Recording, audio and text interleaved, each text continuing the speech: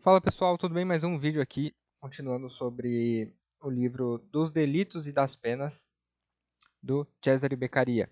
E li mais algumas páginas hoje, que é da parte de interpretação das leis. Deixa eu pegar aqui para vocês conseguem ver. Ó, da interpretação das leis. E só foi esse capítulo que eu li hoje, tá? Porque eu acho que ele é o ponto central de todo o livro dos Delitos e das Penas, que é o artigo 1 do Código Penal, que chega o princípio da legalidade lá, de não há crime sem lei anterior que defina e não apenas sem prévia combinação legal. O que significa? De que a base do direito penal é a legalidade, ou seja, o que está na lei é o que vai ser seguido.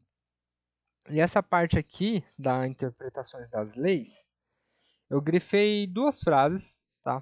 Que eu achei muito importante. Que a primeira é, ele diz que nada é mais perigoso do que o popular provérbio de que é necessário consultar o espírito das leis, tá? E o que ele quer dizer com isso? Que uma lei, quando ela é posta, ela deve ser seguida na sua literalidade e não merece ter interpretação extensiva. Isso é mantido até hoje, tá? Isso foi feito, acho que no século XVIII, XIX, não recordo a época que foi feito, publicado esse livro. Mas hoje, Constituição 1988, a gente ainda aplica isso no Código Penal de proibição de interpretação extensiva, tá? Não dá para fazer essa analogia, pelo menos em Malam parte, tá?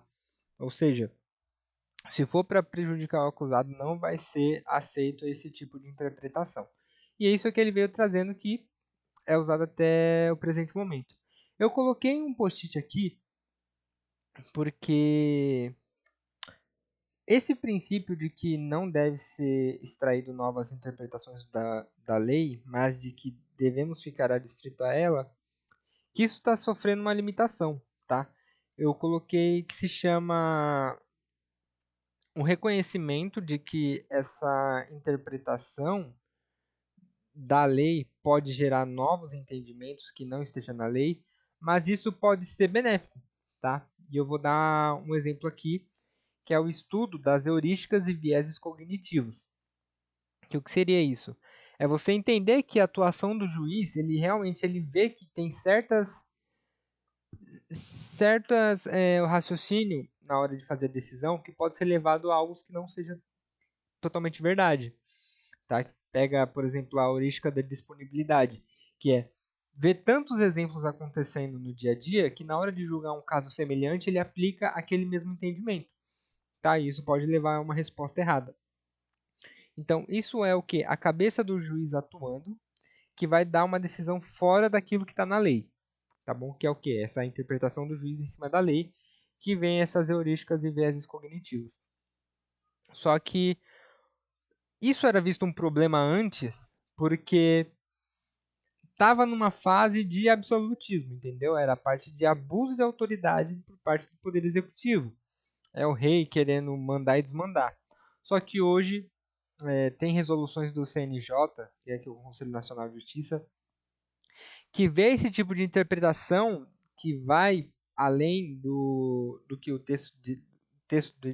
texto de lei reproduz, mas isso como é bom, que é o caso de você fazer um julgamento com base em perspectiva de gênero. É uma resolução do Conselho Nacional de Justiça, que é o quê? Você entende o contexto sociocultural que está inserido e o juiz vendo que existe determinadas discriminações, se você aplicar literalmente aquilo que está na lei, você vai perpetuar essa discriminação. Então, essa é uma ressalva do que o Cesare Beccaria traz, tá? Que isso mostra uma tendência de não seguir totalmente aquilo que está na lei. O juiz ele não vai ser só mera boca da lei e fazer a subsunção, ok? Então eu achei muito importante isso, essa diferença de daquilo que eles estavam vivendo na época e de que era necessário o juiz ser apenas um aplicador da lei para hoje de analisar que somente aplicar aquilo que está na lei você perpetua uma discriminação, ok? É muito interessante isso E tem uma parte também, uma outra frase que eu grifei, que é: por isso vemos os mesmos delitos nos mesmos tribunais punidos de forma diferente em momentos diferentes, pela falha em consultar não a constante e invariável voz da lei, mas a errante instabilidade da interpretação. Isso daqui só é um reforço do mesmo entendimento que eu falei, por exemplo, da heurística e dos viéses cognitivos, de que a partir do momento que o juiz ele tenta extrair uma nova informação da lei com base no seu raciocínio, ele está sujeito aos seus vieses cognitivos. Maravilha? Então, o Cesare Beccaria ele tenta amarrar o máximo possível a ficar distrito à lei, porque, lembrando, naquele contexto histórico de abuso do poder, era muito gritante, era alarmante naquela época e aquilo precisava ser contido, que aí depois veio os direitos de primeira geração. Mas naquela época era importante, hoje também é, mas de um modo mais flexibilizado, porque entendemos hoje que o poder judiciário, executivo e legislativo, eles têm objetivos a serem cumpridos, que é também a igualdade material, tendo em vista que se manter a estrutura social do jeito que está, perpetua a discriminação. Maravilha? Esse livro está sendo muito bom, porque pelo que eu estou vendo aqui, ele faz aí, eu consigo fazer um paralelo entre o que ele estava passando, o que e com atualmente, né, com aquilo que a gente continua mantendo e o que a gente está superando em alguns entendimentos, ok?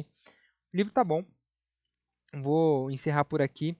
E os próximos capítulos eu vou falar sobre obscuridade da lei e a proporção do crime e da pena.